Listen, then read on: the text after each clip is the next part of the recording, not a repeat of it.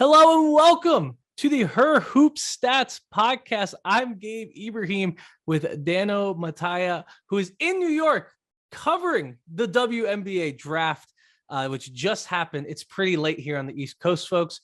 It's about 11:03. If you've caught our podcast from various locations during the NCAAW tournament, you know that at some point we're going to fade here because we've had a lot of energy used up tonight. But it was a great night. The draft was unbelievable. Tons of surprises. We're going to get into all of our reactions. But Dano, just let me know what the vibe was like in New York. The vibe was like Jay-Z's, agent party. Everyone was dressed to the Thames. I felt so underdressed. So wasn't a problem, though. Focus isn't on me. No. The energy in the room was awesome. You had some current WNBA players there, from Derek Hamby. Liberty, I think, had 3 players there, so good representation on them. Lisa Leslie was in the joint. Felt like she talked to every player who was at the draft. Really, that's awesome. Yeah, I mean, I caught a picture of it a few times. Great ambassador at the game. The media room was packed to the brim. And then the draft setup was overall, I think, an awesome success. Kathy Engelbert's first draft in person for her. So really excited for all the players. It's so cool. You feel bad for the last 2 drafts that didn't happen in person. No, I thought the moment was really there. And you had all the stars and everyone's outfits.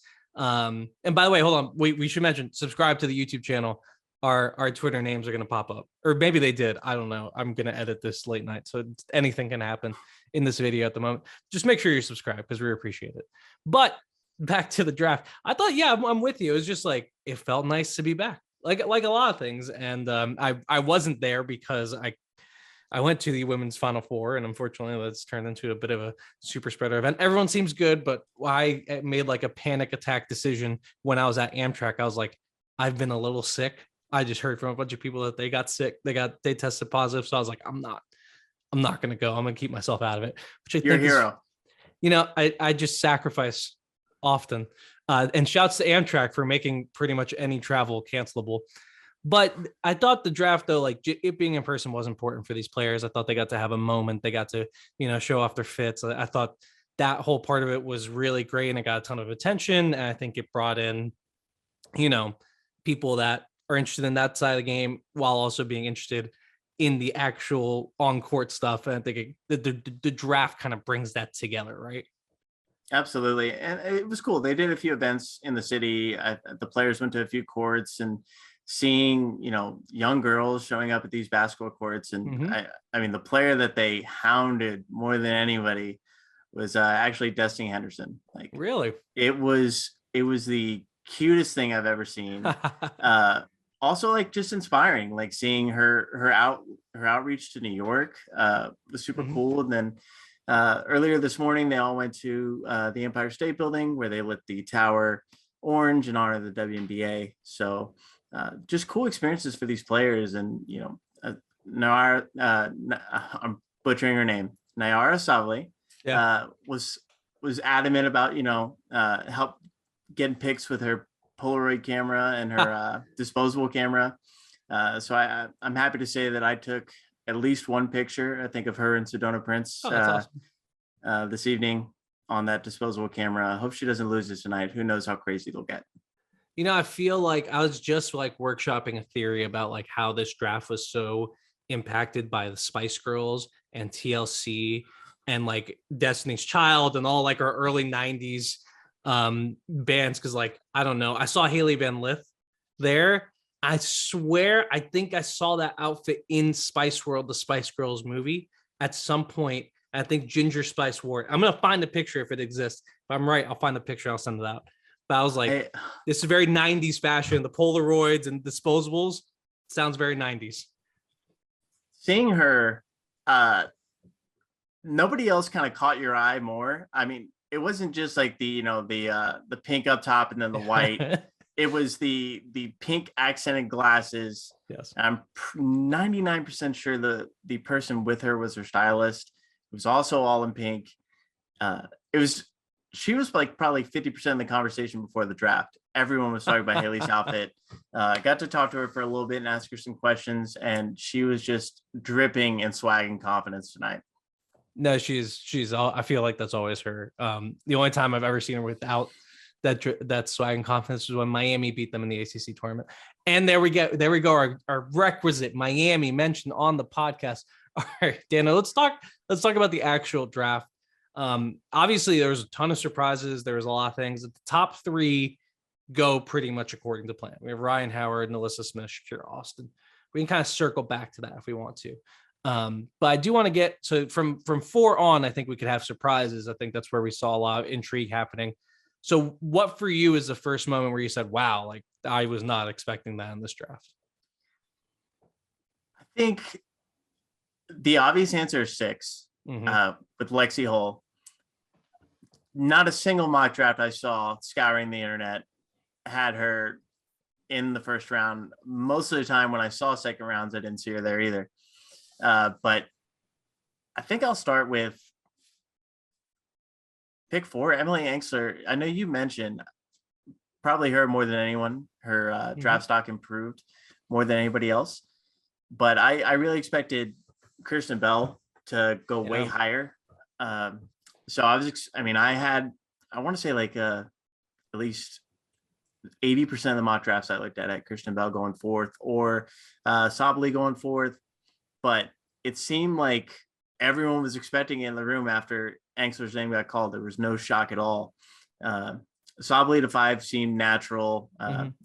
It seems like the Liberty were looking for a big, so that made sense. But yeah, as soon as Lexi Hull's name dropped, everyone in the room definitely kind of at least had a buzz around it. You know what I mean? Yeah, no, it was pretty shocking. Call it 6. I mean, Angsler at 4 too. It was. I agree with you. It was a little bit shocking because I think we had 4, 5, 6. A lot of people had Bell, myself included, had Bell, Sabally, Angsler. Well, I had Clouden at 5, and we'll talk about the Nia Clouden.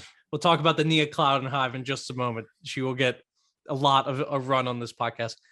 But Angsler, yeah, I think it was a little surprising for him to go there, not necessarily because of her talent, just because like it's a weird fit now with Nalissa Smith. Like this is I think one of the things I really liked about Angsler, one of the things we saw in the tournament was like, hey, maybe she could be a 4. Like, don't look at the stats too hard against South Carolina. If you watch the tape, she played Aaliyah Boston decently considering the size difference. I think she played a lot of players. She played up to their size. And that showed, hey, maybe she could be a 4. Maybe she could be a 3. Maybe we don't have to push her into that 3-4 transition, which is so hard to do in the WNBA. That, hey, maybe we can get a little bit more versatility out of her if you have her in that spot. Well, now Nalissa Smith is going to take over that 4 spot naturally. So now you're kind of pushing Angsler to the 3, which it may have been her ultimate destiny, but I think she got to do it a lot sooner. So that's where the surprise comes in. And then, yeah, Lexi Hull. Certainly not. It's not crazy that she went in the first round, but going at 6 was high. Going at 6 was, I think, high. I think a few people around the league also said like that seems a little high for Lexi Hull. But then you step back, right? Like let's step back on Indiana for a second. They got Nalissa Smith. They get Emily Angsler. They get Lexi Hull. They get Queen Egbo at 10, and they get Destiny Henderson at 20. And it's like, if you had told me that they had gotten those players in a different order, I would have been like, that's amazing. So I think we just have to I think it's fair to say they had a really good draft still. It's a valid point. I mean, Destiny Henderson at 20, obvious steal. The roster composition is just something to look at. It's hard to put together right now in my head. But I mean, if I think about the end of the last WNBA season, I feel like the team made a lot of strides. Definitely started playing a lot better than they have been playing. And thinking about the weapons that they do have in Kelsey Mitchell and Tiffany Mitchell, it's just hard to picture the guards fitting in there, even though they do need more. So I just can't. You said it's not crazy for her to go in the first round. It's just it's still crazy to me that Lexi Hull went before Destiny Henderson, and they ended up on the same team.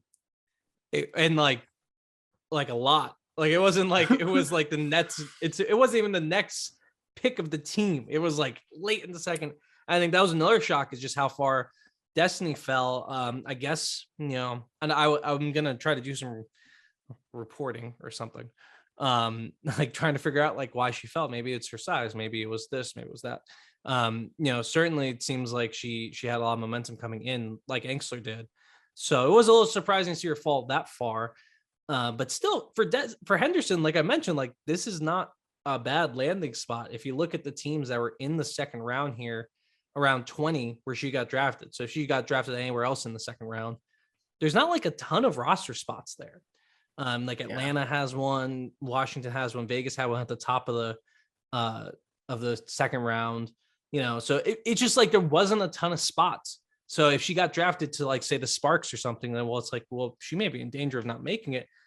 At 20, if she's as good as we think she is, and I hope she will be, she's probably making this team. So I think it turned out okay for Destiny. It just wasn't what we pictured. And I think that's the same thing for Indiana. Is like it turned out okay for them.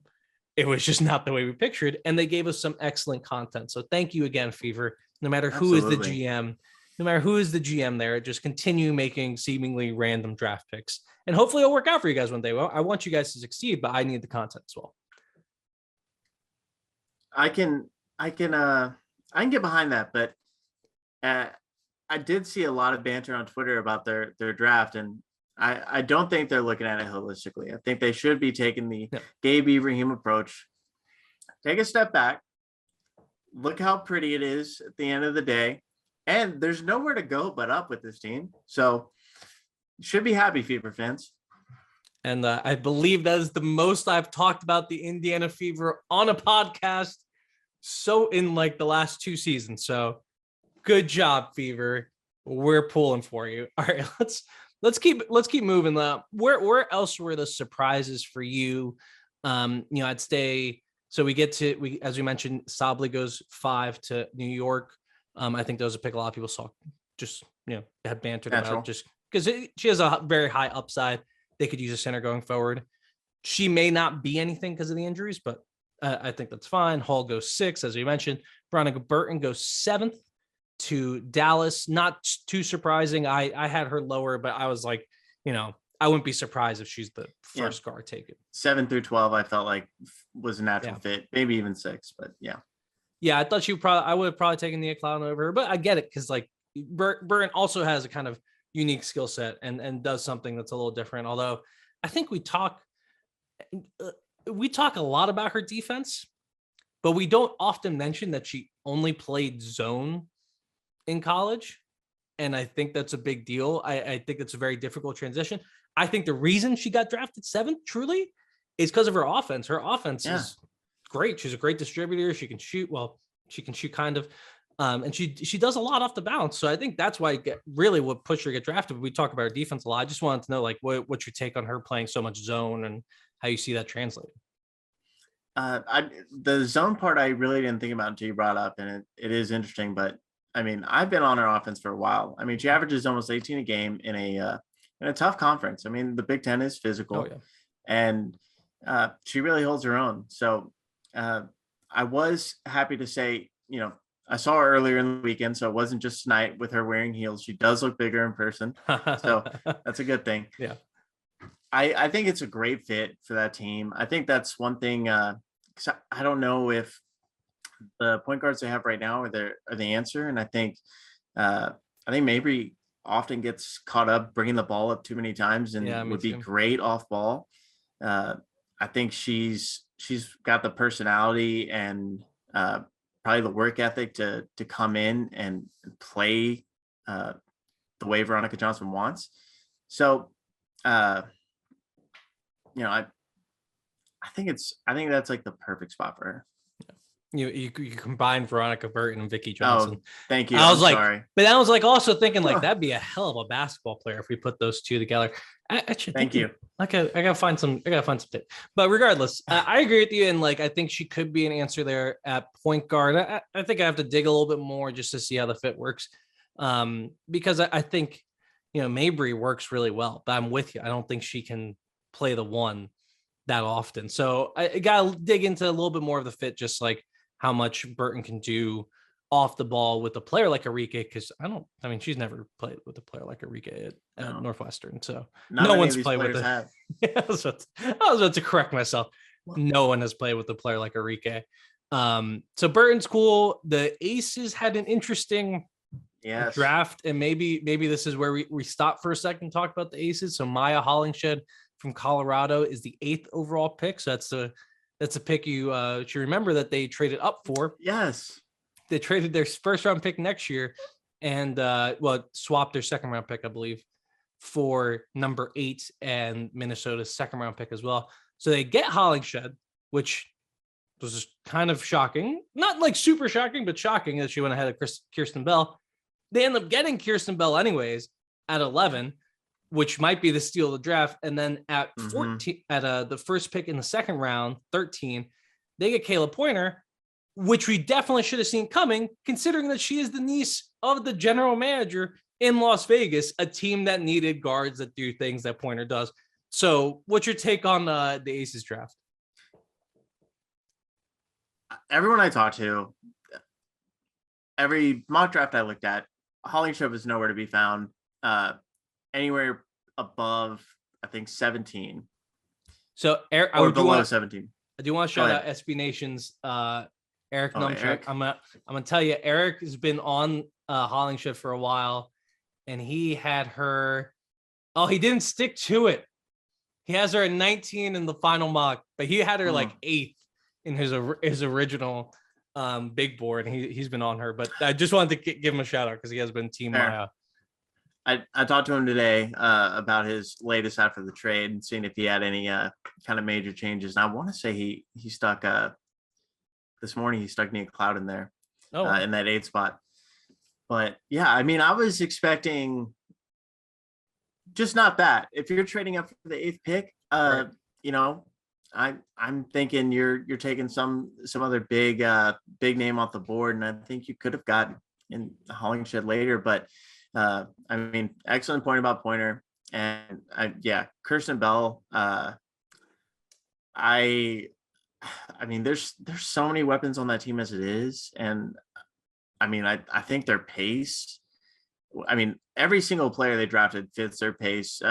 Who knows what it's going to be like with Becky Hammond, but the pace that they had last year, at least, is going to be so nice with any of these three that, you know, could potentially be on the roster and get playing time. Yeah, and I don't think I wouldn't bet on Becky Hammond slowing it down from Bill Andrew. Yeah. If anything, I think they may go faster. But I think I haven't done all the maths yet, but all those draft picks I just mentioned should fit into the roster. They certainly plug in holes there for the Aces, and the Aces are trying for a championship. That's no secret. So I think those 3 players that they got in the first and second round could be contributors, and they're hoping that at least one of them can contribute soon. So I'm with you. It was a little weird that they traded up for Hollingshed. But I'm guessing they had some intel. I don't know, man. I don't know how some of this stuff works, because everyone, let me tell you, I think I've said this on this podcast a bunch of times. I don't believe anybody come draft time. I think everyone is lying to me. The only people I believe are the ones that are speaking in platitudes, and I appreciate it because it's like, okay, at least you're not like directly lying to my face. I don't believe anybody in draft time. So I don't know how their intel worked. Maybe someone said we're going to take Hollingshed, and then bada bing, bada boom. They had to move up for it, but I think they end up getting the higher ceiling player in Bell. I think Hollingshed is going to really fit in there, and I think Pointer can plug some gaps at the 1 and 2. If they have space or can't find a better alternative. But I mean, I think being you drafted your niece gives you a pretty good chance to make the team. So where else do you want to go? I mean, I think New York had a really interesting draft. I think Washington did some interesting things, and obviously we have to talk about Nia Cloud. And so whichever one of those you want to go to. But before we get to that, I think we did kind of skip over. We kind of ran through the Fever. I hate to go back to the Fever right away, but I want to give credit to I think it's Michelle Viepel from ESPN. Yeah. She had Queen Egbo in our like original mock draft, at least like 2 or 3 versions ago. Mm-hmm. And I looked into it and I was like, well, this makes sense. And I didn't understand why she was falling. So there were a lot of cheers when she got drafted in the first round. Definitely from the professionals table that was sitting close. So I guess I'll say I'm not surprised with that pick. Yeah, no, I agree with that. I mean, I think she was a first round pick at some point, like you're mentioning, like Volpo had her in the first. I was just a little surprised because like now we have a whole front court log, but they do need a center, and she is a center. And she does work with Melissa Smith. So I'm with you. I think, it wasn't that shocking. Okay, but we're 20 minutes and we got to talk about Nia Clouden. Yeah. We're here. We got to talk about it. Yes. So she was a dark apple of my eye. You're part of the Nia Clouden Hive. We have several other members. I had my shirt on earlier today. So there was a very small and ferocious group of Nia Clouden fans. I know you got to talk to her, so I want to hear about that. I also want to hear about, what you think of her. I mean, falling from where I had her, but still getting in the first round with the Sun. One, I don't think there's a more humble, kinder human being. It's so easy to root for this person. Just so caring. She was also another one of the players who was quick to talk to any of the children at the events. Oh, awesome. on Sunday. I mean, she's one of those people that, unlike Veronica Burton, does seem smaller in person. Mm-hmm. So, I mean, obviously that's one thing going for her, but I mean, I think there were 3 players in college basketball that scored 50 points this year. Mm-hmm. And she's one of them. An absolute bucket in the same way that Kirsten Bell is. I think the fit with Connecticut is beyond perfect, because if you remember back to last season, it was, in the fourth quarters of games, you can only get so much from relying on a big in clutch situations. You still need a guard creator.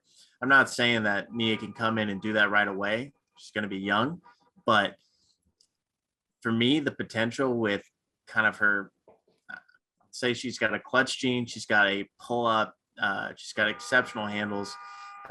Obviously the defense is going to be tough, but that's the identity of that team, right? Mm-hmm. Kurt Miller drills that down. So I think it's an awesome opportunity, and the fit's going to be great. Good culture there. I mean, I can only imagine watching her and Courtney Williams just shoot around together, like insane. No, she's going to have to compete for a spot too.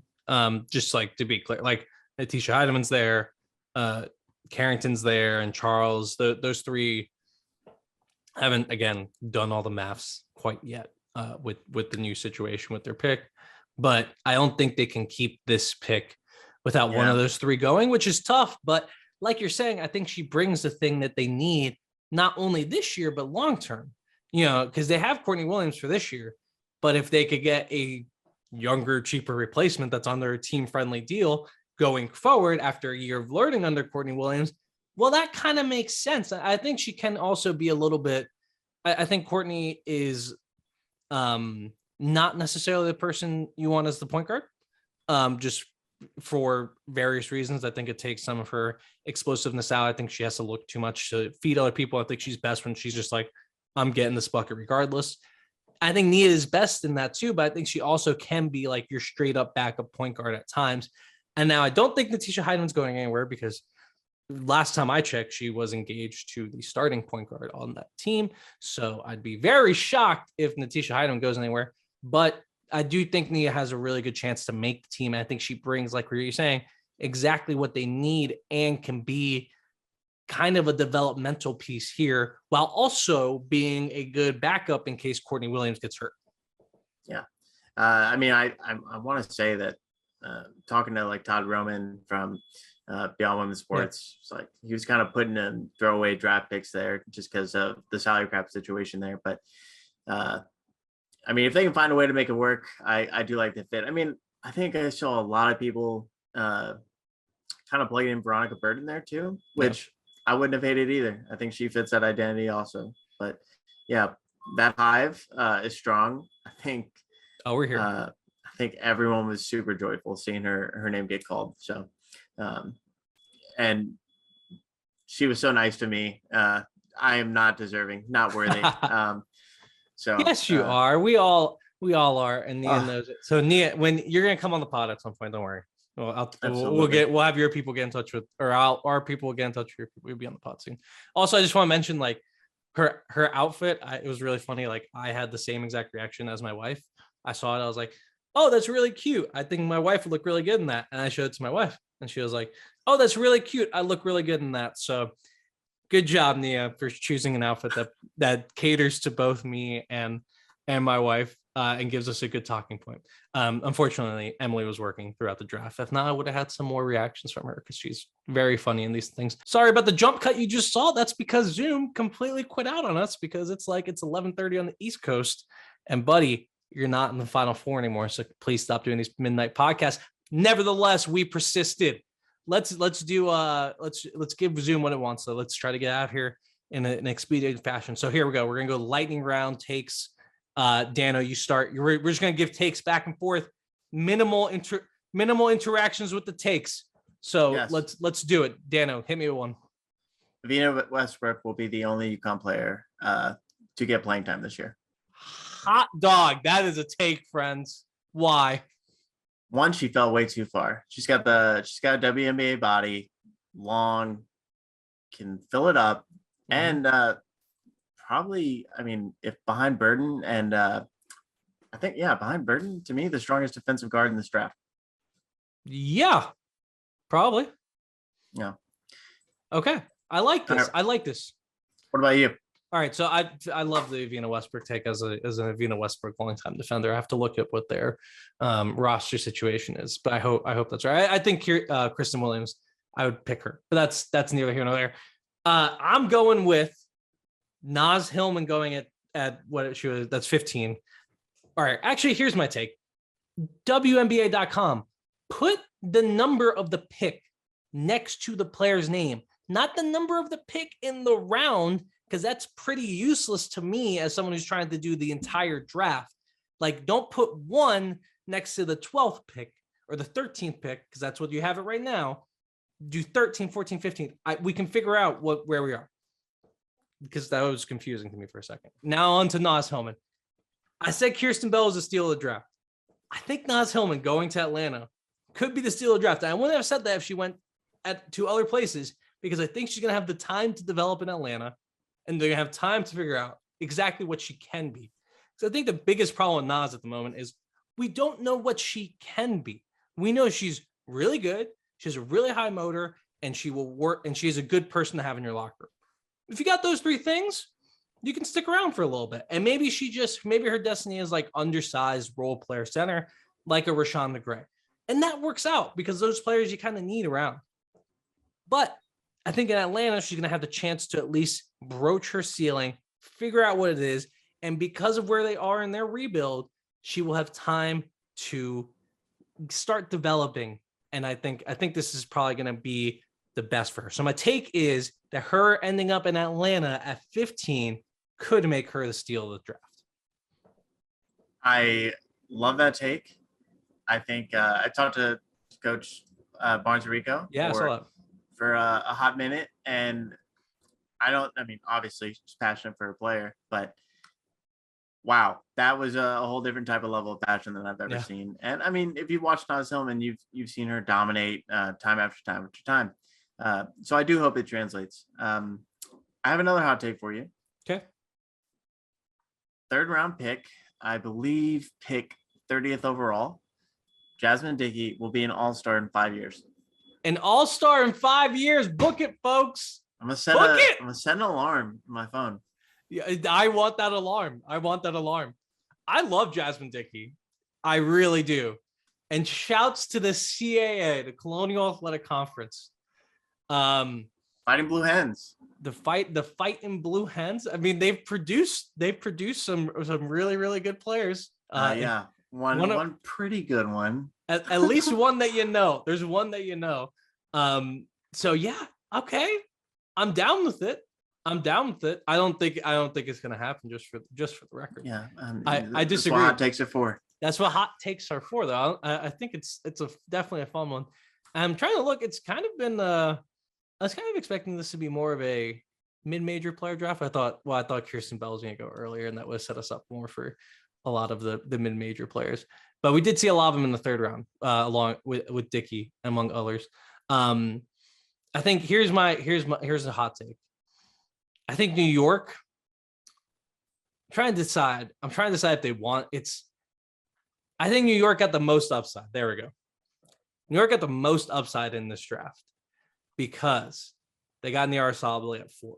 Sabally, I don't know, but if she's healthy and she develops, if she's healthy, and that's a huge question. And like I mentioned, she might be a 0 because she can't contribute at all because you can't contribute if you're not playing.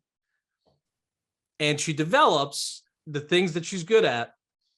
I mean, that could be the best player in this draft. Could be. I don't think it's going to happen. But could be. So they got one player, could be the best player in the draft.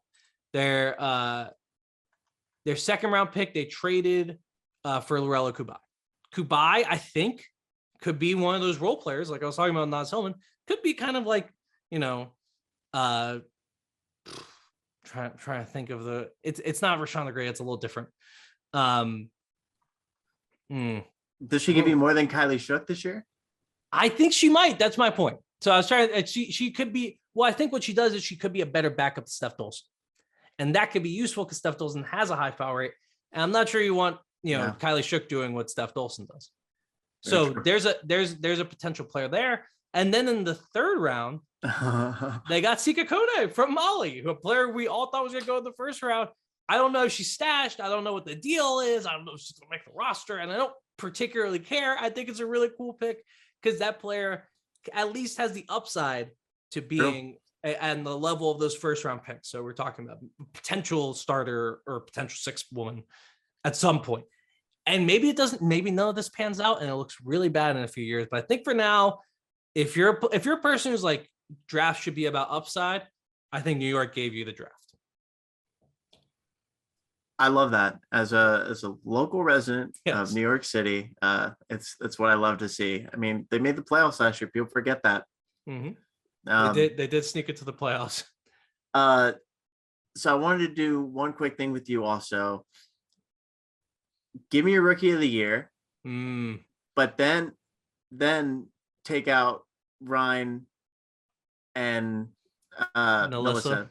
So, I mean, for me, it's Rhyne Howard. So, I think she's going to just get, I think that's like an opportunity level. Like, just Agreed. She's going to get so many touches. Agreed. But if I can't pick one of those two, and I'm not going to be boring and pick Shakira Austin. Well, so here's the thing with Shakira. I don't think Shakira is going to play all that much. Well, if things go right for the Mystics, Shakira Austin should not play. Yeah, that's true. Developmental pick. Yeah, so I agree. I'm with you. So who you got? Ray Burrell. Interesting. So my problem with Ray Burrell, who went hit me 9th to the Sparks, is that I just never saw her healthy this year, and the lift wasn't there. And I know she has it because she showed it on tape from her junior year. So it's like the problem with her winning Rookie of the Year is I'm not sure she's healthy right now. That's my only thing. But I like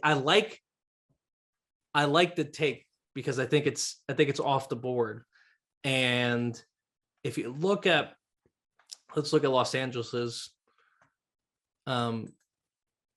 just their depth chart here. I mean, she could end up being their backup 2 guard or like playing a 2-3 role. Yeah, I could see her literally, I mean, when teams go to lineups they trust in the 4th, which is usually a mix. I mean, it's why I want to say like Kelsey Plum's, 4th minutes were insane. She doesn't come off the court in the 4th. I'm hyping her up a lot. But I mean, if she's healthy on that roster, which, I mean, for those who do bet on the WNBA, I mean, Sparks games are an under machine with the way Derek Fisher has been playing. She could be a huge spark. I mean, I feel like that team is looking for, I mean, if she can just come in and be a spot up shooter to start, gain that confidence to where she can create in the league. I think sky's the limit for her. I mean, I'm hopeful for the Sparks. I mean, obviously they were very unhealthy last year, but the league's fun when the Sparks are good. Yeah, no, yeah, sure. Sure. I hope they are good because the players on the team seem very nice, and I hope they succeed because I'm hoping for everyone's success, as I've said many a time. Man, now I'm looking now. It's just looking at question. It's difficult because I'm looking at like who's gonna have enough responsibility while also being on a team where they're succeeding. And I think Ryan gets over that because she's the number one pick, so everyone's expecting their team to be bad. And I actually don't. I think Atlanta's gonna be. I don't think they're gonna make the playoffs, but I think they're gonna come close. So I think she might get the bump from that. I don't think any of the Indiana people are good bets, right? There's too many rookies on that team for there to be a rookie of the year.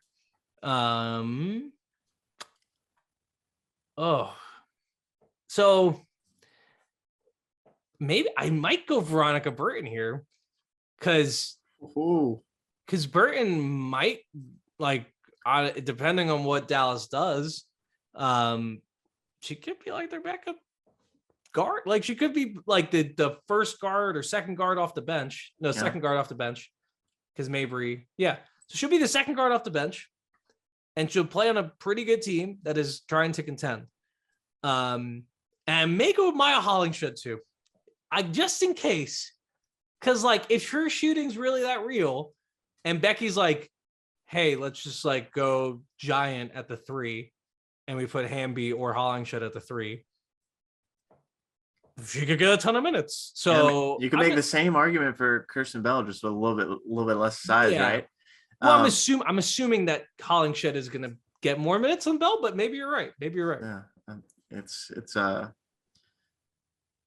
those are both good choices. Yeah, I'm right with it. I do think it's right, but we both think it's gonna be Rhyne Howard, right?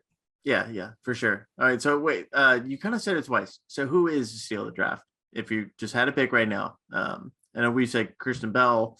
The hot take was, sort of Naz Hillman if she's good, but Gabe Ibrahim still of the 22 WNBA draft. I gotta go with Kirsten Bell, man. I had her at like 4. I forget. Let me see. Where do I have her? Oh no, it's in mock draft 1.0. I should pull up mock draft 2.0.